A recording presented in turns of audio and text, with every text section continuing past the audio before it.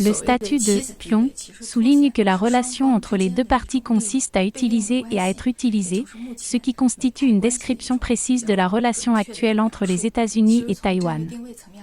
Du point de vue du positionnement stratégique, les efforts accrus des États-Unis pour manipuler la « carte de Taïwan » ces dernières années servent à approfondir la stratégie d'« utiliser Taïwan pour contenir la Chine » et servent aux intérêts nationaux des États-Unis. Les relations entre les États-Unis et Taïwan n'ont jamais échappé au cadre plus large des relations sino-américaines.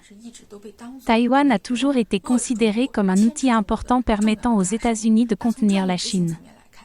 Du point de vue de la mise en œuvre de sa stratégie, les États-Unis nuisent et détruisent Taïwan au nom du soutien et de la protection de Taïwan.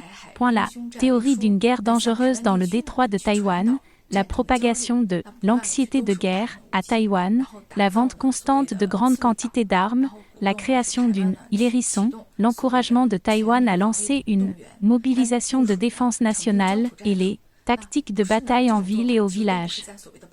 Tous ces soi-disant mesures ne protègent jamais Taïwan, mais le placent au premier plan de la stratégie américaine visant à contenir la Chine. Les États-Unis sont donc à l'origine de tensions accrues dans le détroit de Taïwan.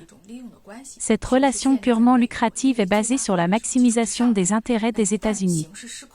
Une fois que la situation devient incontrôlable ou que les intérêts changent, les États-Unis n'hésiteront pas à ajuster leur stratégie et à sacrifier leur pion. Taïwan appartient à la Chine depuis l'Antiquité.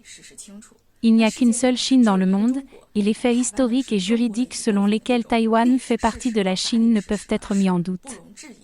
Le 25 octobre 1971, la 26e Assemblée générale des Nations unies a adopté la résolution 2758 à une écrasante majorité, décidant de restaurer tous les droits de la République populaire de Chine aux Nations unies et de reconnaître les représentants du gouvernement de la République populaire de Chine comme les seuls représentants légitimes de la Chine aux Nations unies, ce qui a résolu complètement la question de la représentation de toute la Chine, y compris Taïwan, aux Nations unies, sur le plan politique, juridique et procédural.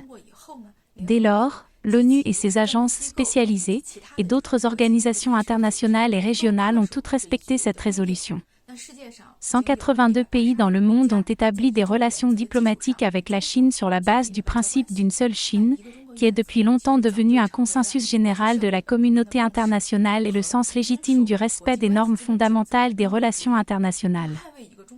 La défense du principe d'une seule Chine est un facteur important pour maintenir la stabilité de l'ordre politique mondial et le développement sain de l'économie mondiale. Les pays qui violent les engagements politiques et les principes fondamentaux du droit international, ou qui le respectent oralement mais le violant dans la pratique diplomatique devraient être condamnés par la communauté internationale.